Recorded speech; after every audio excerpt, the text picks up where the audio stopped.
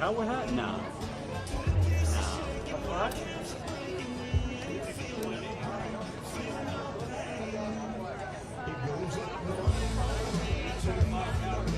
No, it's not. It's not. It kind of looked a little like him. Dick? Yeah. I thought it was.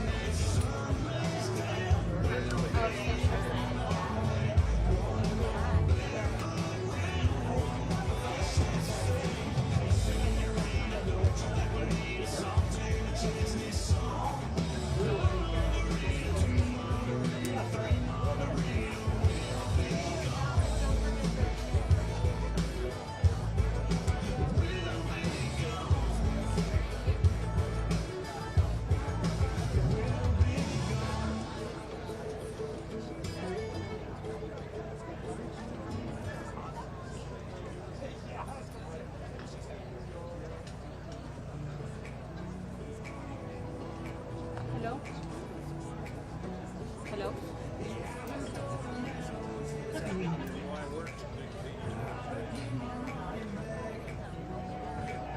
I suggested it because, yeah, we gave it a shot earlier, but we can try it again if we want to check it out.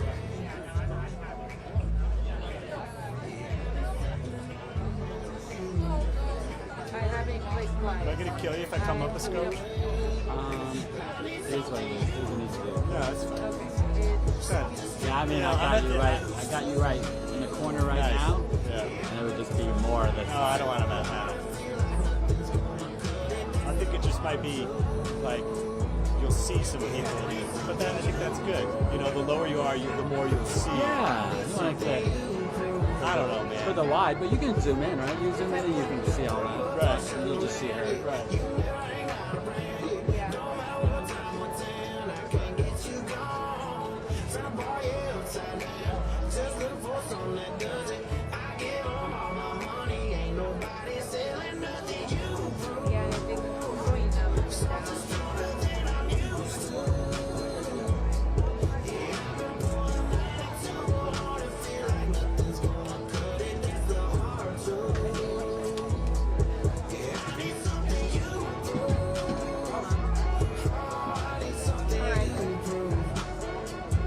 Yeah, I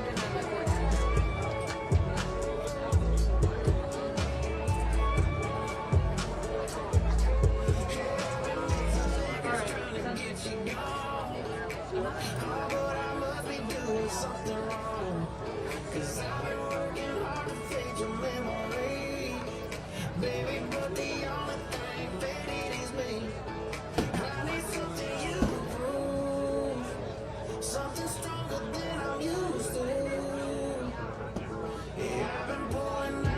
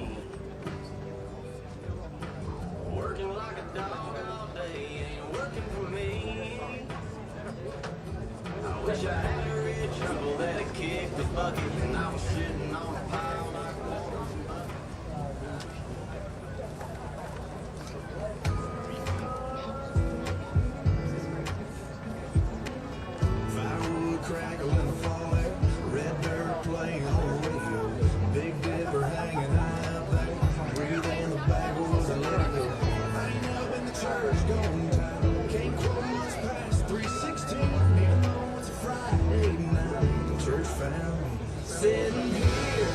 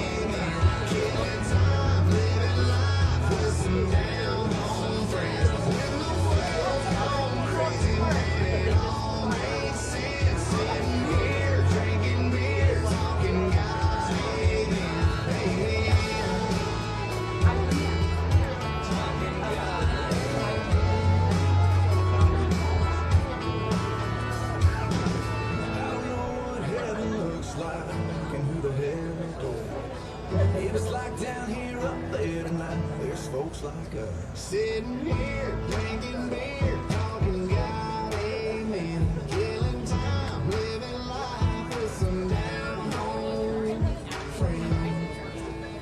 Sitting here, drinking beer, talking God, amen.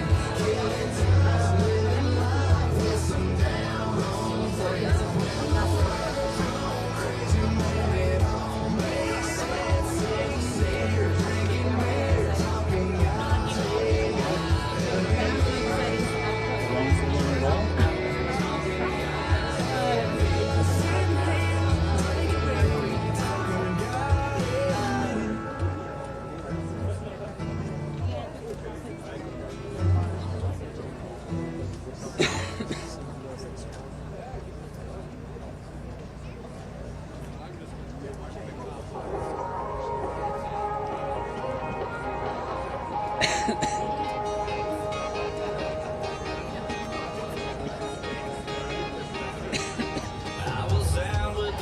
Catching up in a neon light.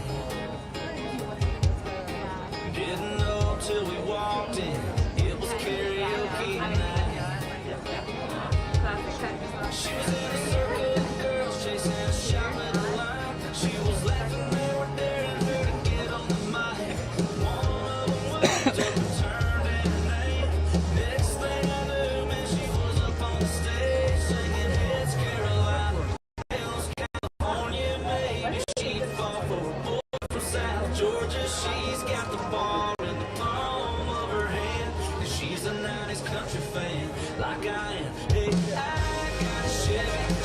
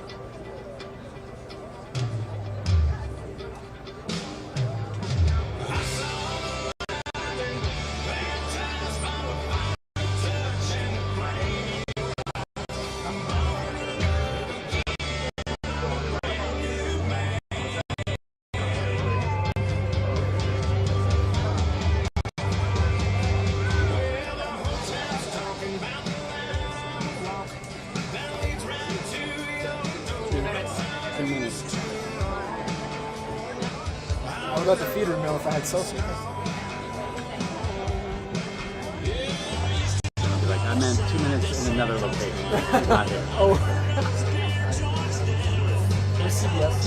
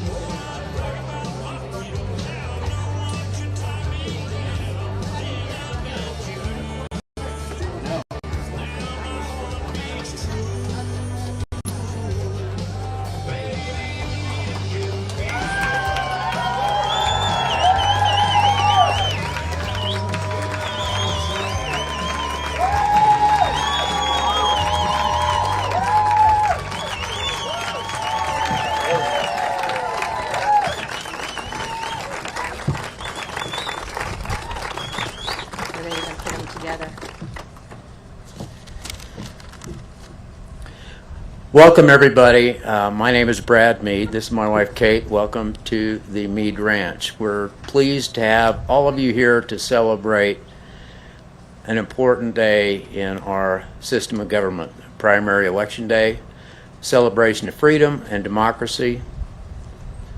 More important to me, we're here to celebrate one of Wyoming's own and to laud somebody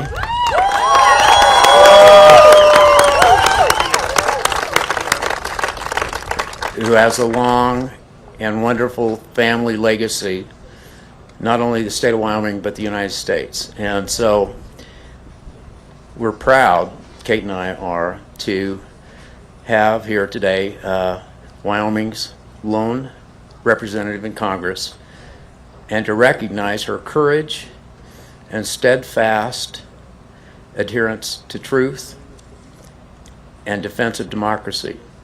Thank you. You'd think that since we were married, we might have coordinated on this, but we really didn't. So he stole some of my lines. But we are so proud to claim Liz as Wyoming's own. Liz and her father, Dick, have elevated Wyoming so high among the 50 states of the Union by their professionalism, Liz's leadership, and her unwillingness to put party above country. Liz is tough. Liz tells the truth. And Liz is unapologetic in her love for America, as I know you are too. Please help me welcome Liz Cheney.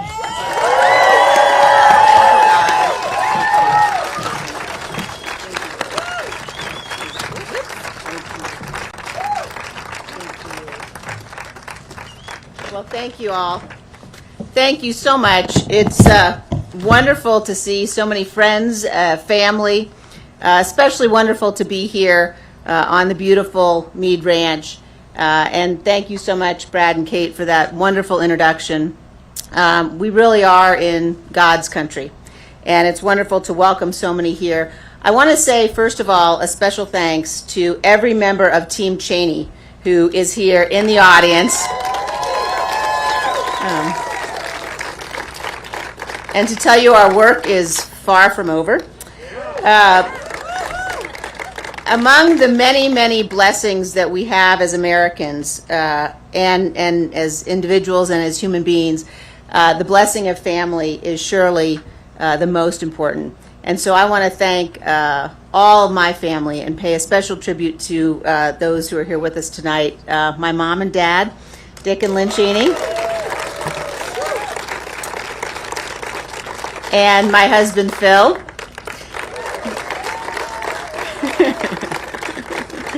And 4 of our 5 kids are here.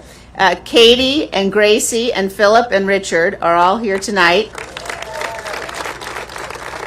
And Elizabeth is starting law school today, so we'll have another generation carrying on dedication to the Constitution and to our freedom. A little over a year ago, I received a note from a Gold Star father. He said to me, "Standing up for truth honors all who gave all." And I have thought of his words every single day since then. I've thought of them because they are a reminder of how we must all conduct ourselves. We must conduct ourselves in a way that is worthy of the men and women who wear the uniform of this nation, and in particular of those who have given the ultimate sacrifice. This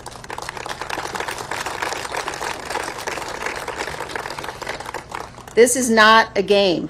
Every one of us must be committed to the eternal defense of this miraculous experiment called America. And at the heart of our democratic process are elections. They are the foundational principle of our Constitution. 2 years ago, I won this primary with 73% of the vote. I could easily have done the same again. The path was clear. But it would have required that I go along with President Trump's lie about the 2020 election.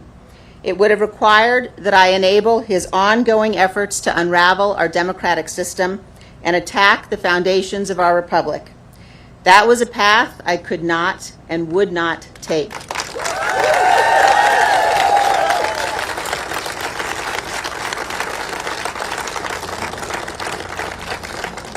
No House seat, no office in this land is more important than the principles that we are all sworn to protect.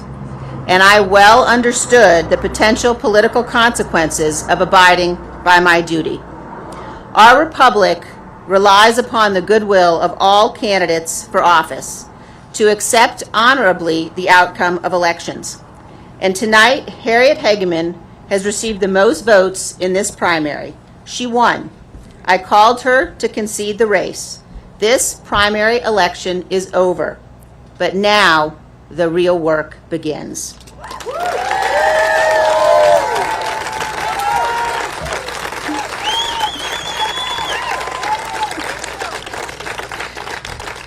The great and original champion of our party, Abraham Lincoln, was defeated in elections for the Senate and the House before he won the most important election of all. Lincoln ultimately prevailed, he saved our Union, and he defined our obligation as Americans for all of history. Speaking at Gettysburg of the great task remaining before us, Lincoln said that we here highly resolve that these dead shall not have died in vain, that this nation, under God, shall have a new birth of freedom, and that government of the people, by the people, and for the people shall not perish from this earth. As we meet here tonight, that remains our greatest and most important task. Most of world history is a story of violent conflict, of servitude and suffering.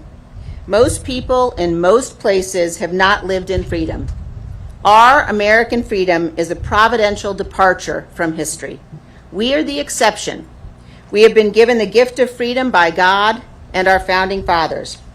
It has been said that the long arc of history bends toward justice and freedom. That's true, but only if we make it bend. Today, our highest duty is to bend the arc of history, to preserve our nation and its blessings, to ensure that freedom will not perish, to protect the very foundations of this constitutional republic. Never in our nation's 246 years have we seen what we saw on January 6th.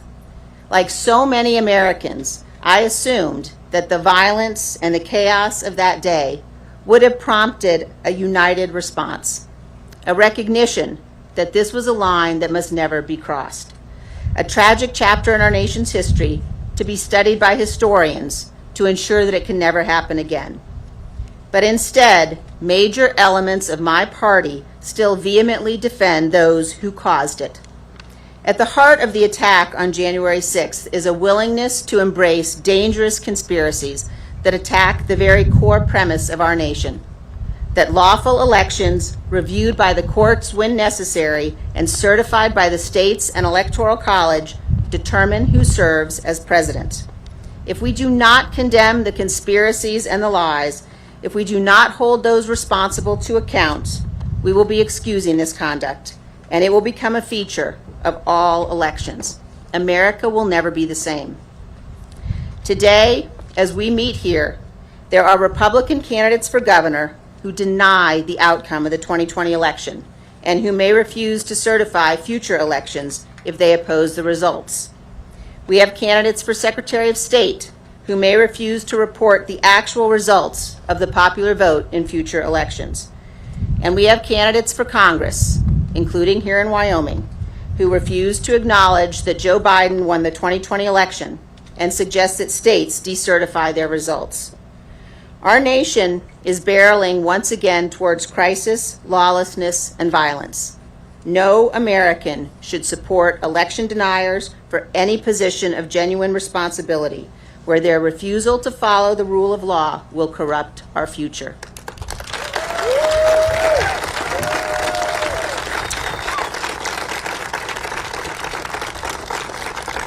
Our nation is young in the history of mankind, and yet we're the oldest democracy in the world. Our survival is not guaranteed. History has shown us over and over again how poisonous lies destroy free nations. Over the last several months, in the January 6th hearings, the American people have watched dozens of Republicans, including the most senior officials working for President Trump in the White House, the Justice Department, and on his campaign, people who served President Trump loyally, testify that they all told him the election was not stolen or rigged and there was no massive fraud. That's why President Trump and others invent excuses, pretexts for people not to watch the hearings at all. But no citizen of this republic is a bystander. All of us have an obligation to understand what actually happened. We cannot abandon the truth and remain a free nation. To believe Donald Trump's election lies, you must believe that dozens of federal and state courts who ruled against him, including many judges he appointed, were all corrupted and biased, that all manner of crazy conspiracy theories stole our election from us, and that Donald Trump actually remains president today. As of last week, you must also believe that 30 career FBI agents who have spent their lives working to serve our country abandoned their honor and their oaths and went to Mar-a-Lago not to perform a lawful search or address a national security threat, but instead with a secret plan to plant fake incriminating documents in the boxes they seized. This is yet another insidious lie. Donald Trump knows that voicing these conspiracies will provoke violence and threats of violence. This happened on January 6th, and it's now happening again. It is entirely foreseeable that the violence will escalate further. Yet he and others continue, purposely, to feed the danger. Today, our federal law enforcement is being threatened. A federal judge is being threatened. Fresh threats of violence are arising everywhere. And despite knowing all of this, Donald Trump recently released the names of the FBI agents involved in the search. That was purposeful and malicious. No patriotic American should excuse these threats or be intimidated by them. Our great nation must not be ruled by a mob provoked over social media.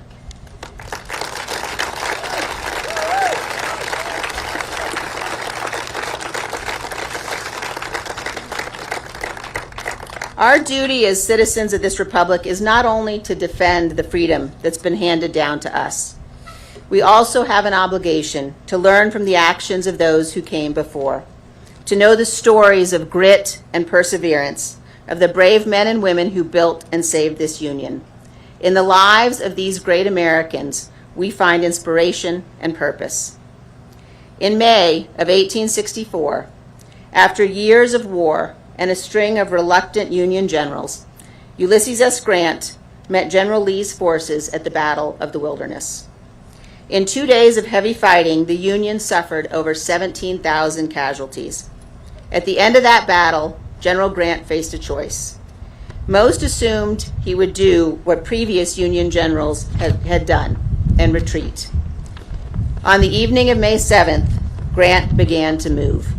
As the fires of the battle still smoldered, Grant rode to the head of the column. He rode to the intersection of Brock Road and Orange Plank Road. And there, as the men of his army watched and waited.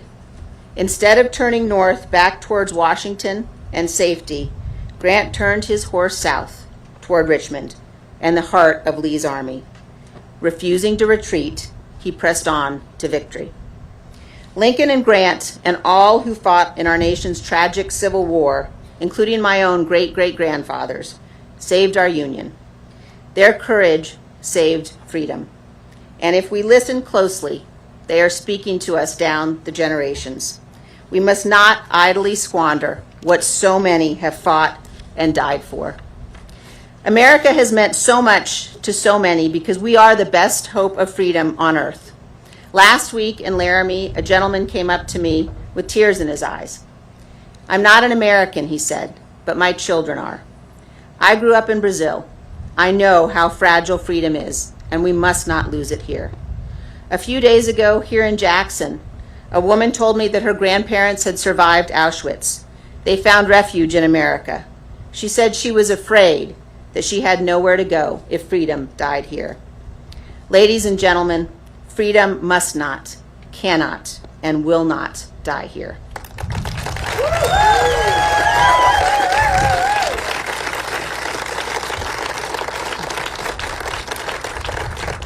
We must be very clear-eyed about the threat we face and about what is required to defeat it.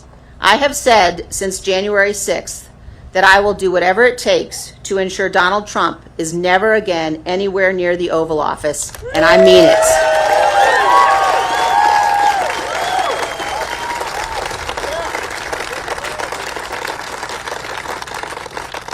This is a fight for all of us together. I'm a conservative Republican. I believe deeply in the principles and the ideals on which my party was founded. I love its history, and I love what our party has stood for. But I love my country more.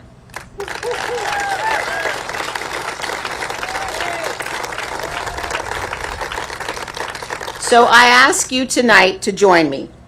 As we leave here, let us resolve that we will stand together, Republicans, Democrats, and Independents, against those who would destroy our republic. They are angry and they are determined, but they have not seen anything like the power of Americans united in defense of our Constitution and committed to the cause of freedom.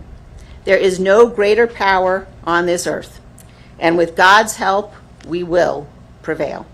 Thank you all. God bless you. God bless Wyoming. God bless the United States of America. Thank you, guys. Thank you. Thanks, guys.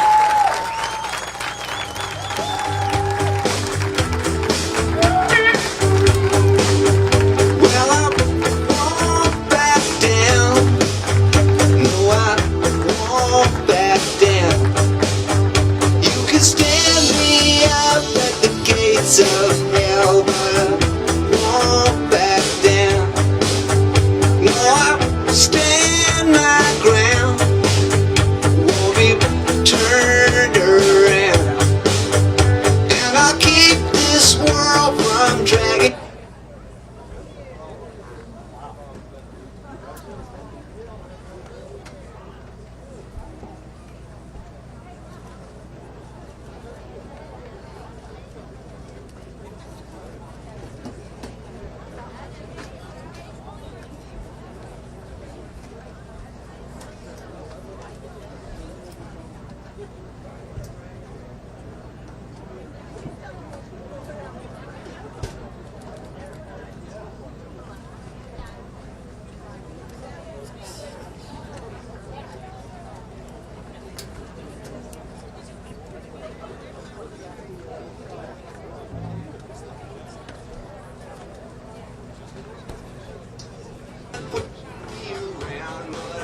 Stand my ground, and I won't back down.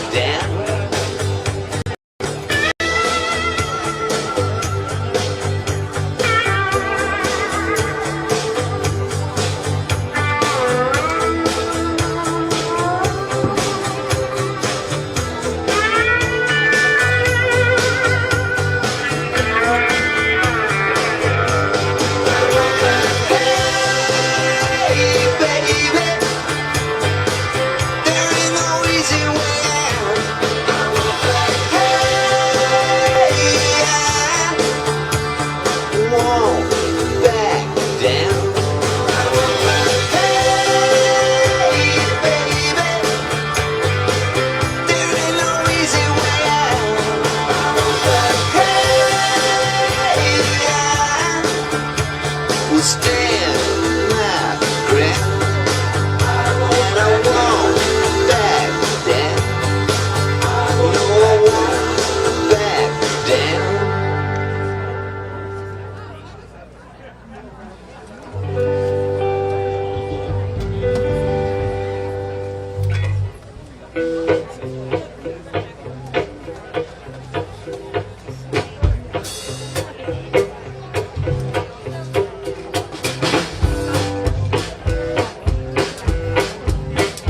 Goodbye, Joe.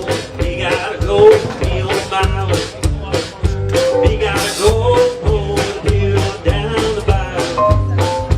My love, sweetest one. Be on my way. Son of a gun, gonna have big fun on the bayou.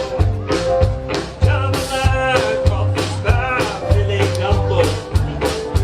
'Cause tonight I'm gonna see my wishes and fears. Big guitar, fill the jar, and be gay.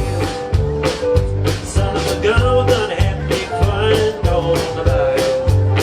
Sit the door, far to know the place is buzz. Oh, come save on by the dozen. Dress in style, go all wild, be on my own. Son of a gun, we're gonna have big fun on the bayou.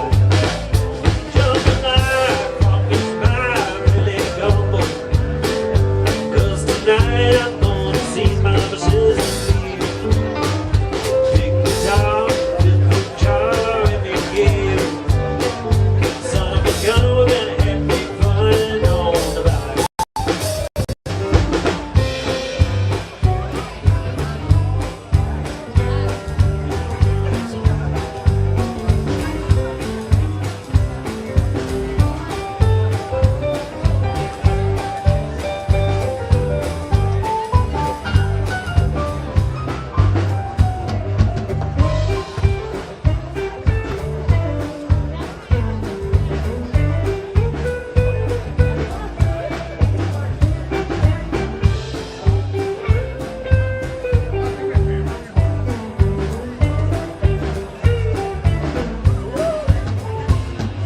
Down, off the town, and I'll take all the fish in the bayou. Swap my phone, see the fun, son of a gun, we're gonna have big fun on the bayou. Jambalaya, crawfish pie, filet gumbo. 'Cause tonight I'm gonna see my wishes and fears. Guitar, fill the jar, and be gay. Son of a gun, we're gonna have big fun on the bayou.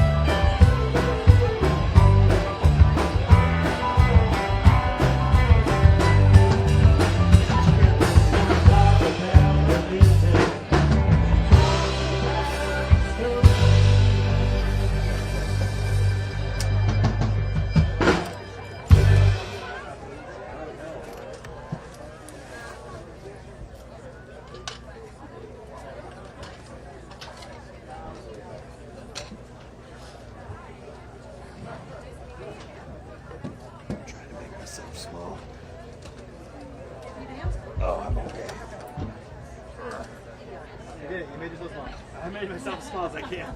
All right, y'all take care. You Yeah, too. you too. Let's see you in the room. Sure.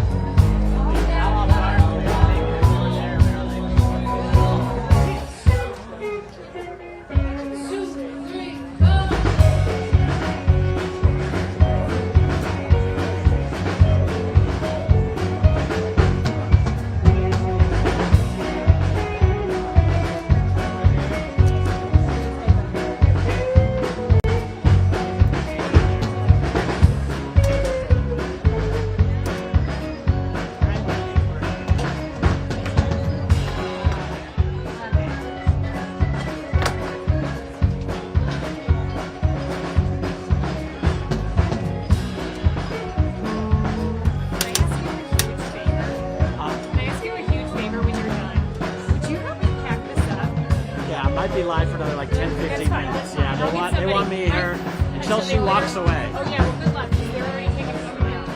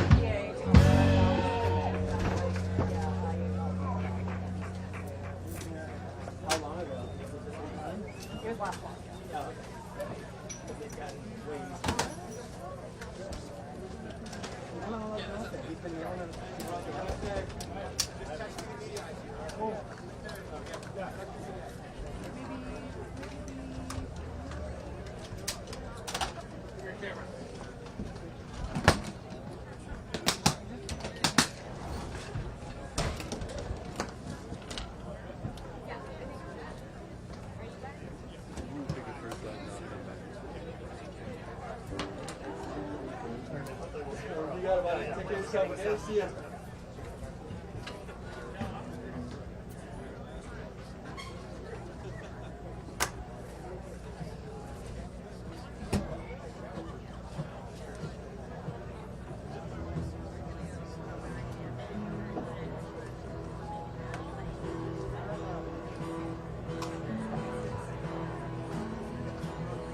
Here it took a run for traveling men. Let the mama cry with her head in her head. Say, broken heart. Let me tell you about the traveling kind. Everywhere's going such a very short time. It's long gone. Oh, you know it. No ordinary story about the way things go round and round. Nobody knows but the highway goes on forever. That old highway goes on forever.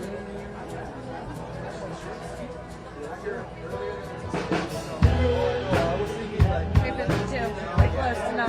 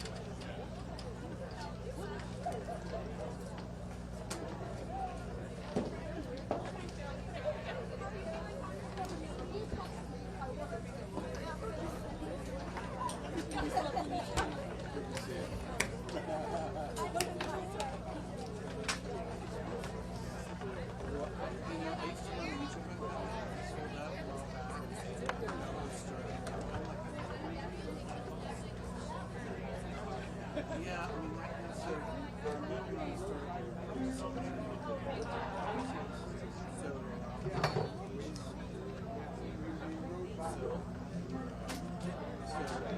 well,